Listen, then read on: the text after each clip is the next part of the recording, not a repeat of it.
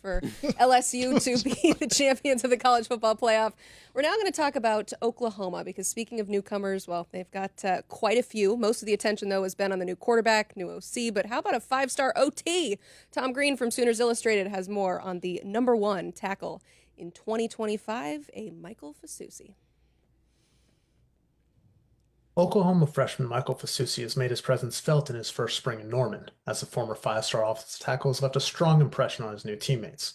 He's been described as a freak by veteran center Troy Everett, and the 6'5", 302-pounder has been able to earn quality reps along the Sooners' rebuilt offensive line this spring. Redshirt sophomore Logan Howland, who started 6 games at left tackle last season, has been sidelined this spring while recovering from an off-season labrum procedure. That has provided Fusi with an opportunity for plenty of second and even some first-team reps at the position while rotating with veteran Jacob Sexton. Fusi's raw talent has been apparent to those within the program and during the portions of practice open to the media. An impressive athlete at his size, Fusi has displayed some quality footwork and technique that has highlighted the immense upside the Sooners see in him. He probably won't be a day one starter as a true freshman, but the early returns out of spring point toward the former five-star being someone who could contribute in the trenches this fall as he develops into a foundational piece up front for Oklahoma. All right, Tom said probably won't be a day one starter, but based on what we saw last year from this offensive line, Smoke, they need him to be. Yeah, good luck. Day one starter. Don't even play around. Yeah, don't even play around with it. It's April. Things could change. Not for this one. Okay. When you go into spring and you have a five-star coming in and you go through spring and you play at a really good level and you're doing your thing as a true freshman, the locker room knows. And if you put somebody else in there in front of them, yeah, you're going to lose your locker room because the best players are supposed to play.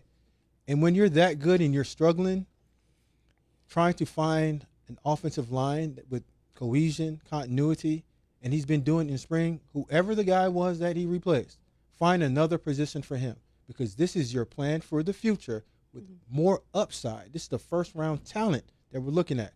So live with his bad, praise him on the great, and understand that you have something that you haven't had in a long time there. They need to win this year in Norman just the same way that I talked about LSU and Brian Kelly. They invested a lot in this young man, in Michael Fusi. Talking about a five-star. We're talking about the number one offensive tackle in the country. Okay?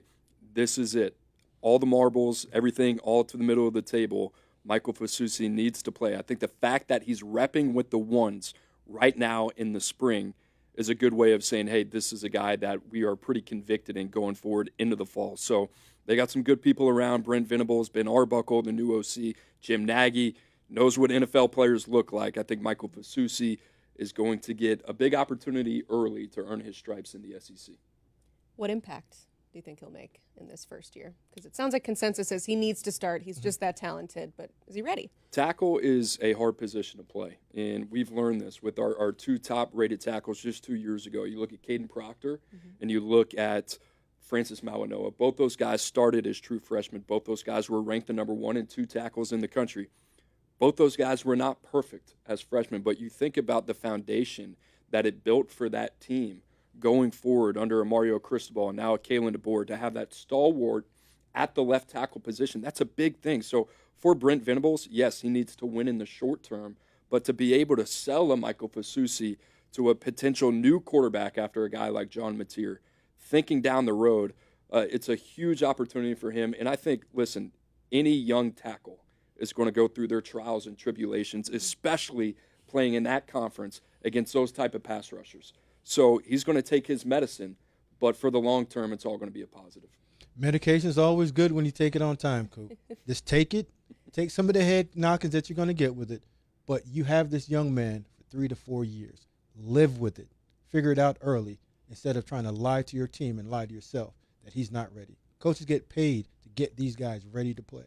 Whoever your O-line coach is, yeah, go time. John Mateer needs him to be ready. It certainly would help him out if his tackles and the rest of the offensive line takes a jump from what we saw last season. But, Smoke, as we watch this spring game, what are you hoping to learn as far as John Mateer's readiness for the SEC? Emily, you know what? I think we have a guy that's been beating up the John Mateer track for a long time, saying that he is the one.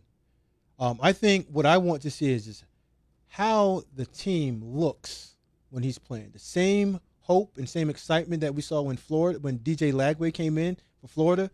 I want to turn that TV and say, okay, cool. I'm still seeing this. This is what I want to see. Because they know they have lightning in a bottle. They know they have their Superman. Are they playing like it? Ranked the number 5 player in the portal. I've said this before. Nobody will have a bigger impact in the transfer portal on their team than John Mateer.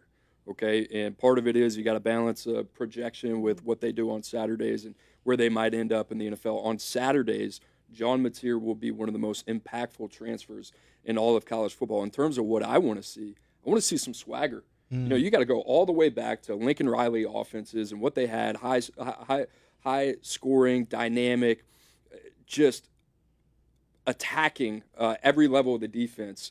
That's what I want to see under John Mateer. And like I said, they bring over Ben Arbuckle. This is a team that has enough parts. They got to get more consistent on the offensive line. They have to have better play there to protect them. That being said, John Mateer's legs and what he can do on the ground kind of bails you out a little bit. They have some pieces. Deion Burks needs to stay healthy. You got Javonte Gibson, who's impressed early from Arkansas Pine Bluff. You think about other guys they have as well. Isaiah Sategna, who should pair well with a guy like John Mateer too. And that running back group is a talented group. So I like what they have. I kind of look at Oklahoma, and a lot of people say, well, they got to figure it out. They have the ingredients. I haven't even talked about the defense to be a team that, are they going to compete for an SEC title? I don't think so. But they might be a stickler. They might be one of those teams like an LSU doesn't want to see late in the season because they have dynamic facets of their offense like John Mateer to pair with the scheme, to pair with guys on the outside that can do some damage. So I want to see Oklahoma get some swag back on offense, and I think John Mateer offers that. Certainly. Go ahead. The days of Baker, Caleb, Kyler, they've had swag before. John, this is what you want to see back. And now you get the opportunity to play a young offensive lineman because we know that John Mateer can get out of trouble with his legs. Talking about you don't know what that means for Oklahoma and their season. The schedule is obviously a big part of it, but we've got an ultimate burning question from Levi Reed 12 on Instagram saying Oklahoma above 500 in college football this year. Smoke, I'll go to you first on this. What do you think? Here's a look at their schedule. Where do we see those 6 wins? Let's walk through it. So we got the first game. I think they come out with that. At Temple, they have to win that. Kent State, they don't even have a head coach. So that's 1, 2, 3. So now this is when we start getting dicey. Where do we get 6? I don't see it at all because that's a monster schedule on the back end. At South Carolina, Ole Miss. I know you want to hear this. At Tennessee, at Bama, Missouri, LSU. Coop, you see 6 here? I do. Yeah, I'm going to be the optimist. I think Oklahoma is going to shoot out of a cannon and go 5-0 to start the season. They got Bryce Underwood at home. I talked about that receiving core at Michigan. Doesn't scare anybody. I don't think it's going to scare Oklahoma. Michigan's going to be a tough game, but this is where like the narrative of college football is going to be shaped. John Mateer, Oklahoma, they beat Michigan, 5-0 start. Now we're 5-0. We're going into the Cotton Bowl against Texas, and this is like the apex of the season. This is a absolutely brutal stretch of football here for the next 7 games. Texas, South Carolina, Ole Miss, they all have their strengths, and all teams, really, quite honestly, you can make a case for that they'll be potential playoff teams. I think they're going to catch one of these teams, whether it's Carolina, Tennessee, maybe LSU. It's going to be a little bit more vulnerable than what we thought preseason. I think Oklahoma is going to be a 7-win team, and I think a lot of that is going to have to do with John Mateer. I talked about Cam Ward, the impact that he had last year on Miami. Cam Ward, when he signed with Miami, I said, all right, he's going to make him 2 wins better. He might have made him 3 wins better. Maybe you could argue even 4.